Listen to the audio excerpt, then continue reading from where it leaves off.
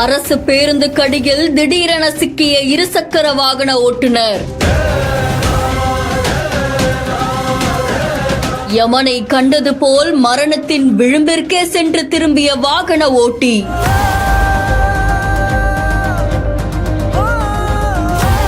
மெல்ல மெல்ல தவழ்ந்த பேருந்து கடியிலிருந்து வெளியே வந்த நபர்.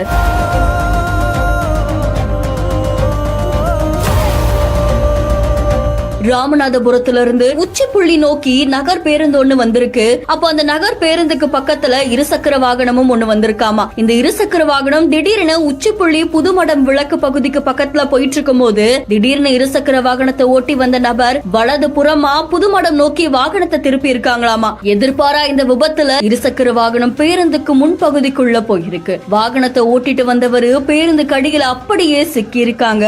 ஆனா அதிர்ஷ்டவசமா உயிர் தப்பி இருக்காங்க. இதை தொடர்ந்து பேருந்து கடியில இருந்த நபர் தானாவே தவழ்ந்த வழியில வந்திருக்காங்க. இதை தொடர்ந்து அங்கிருந்த பொதுமக்கள் அவர் மீட்டு உடனே அவருக்கு முதலுதவி சிகிச்சை கொடுத்திருக்காங்க. அதிர்ஷ்டவசமா கோர விபத்து ஏற்படல அப்படின்னு அக்கம் பக்கத்துல இருக்கவங்க பெருமூச்சு விட்டுருக்காங்க. விபத்து நடந்த இடத்துல பொருத்தப்பட்டிருந்த கண்காணிப்பு கேமரால இந்த விபத்து தொடர்பான வீடியோ பதிவாகி சமூக வலைதளங்கள்ல பரபரப்பை ஏற்படுத்தி இருக்கு. இதை தொடர்ந்து இந்த வீடியோ பார்த்த நெட்டிசன்கள் இருசக்கர வாகன ஓட்டிகள் இன்னும் கொஞ்சம் கவனமா அவங்களுடைய வாகனத்தை இயக்கணும் அப்படின்ற மாதிரி தெரிவிச்சிருக்காங்க. இந்த செய்தி தொடர்பான உங்களுடைய கருத்துக்களை கமெண்ட்ல சொல்லுங்க. மேலும் செய்திகளுக்கு ஃபாலோ பண்ணிக்கோங்க.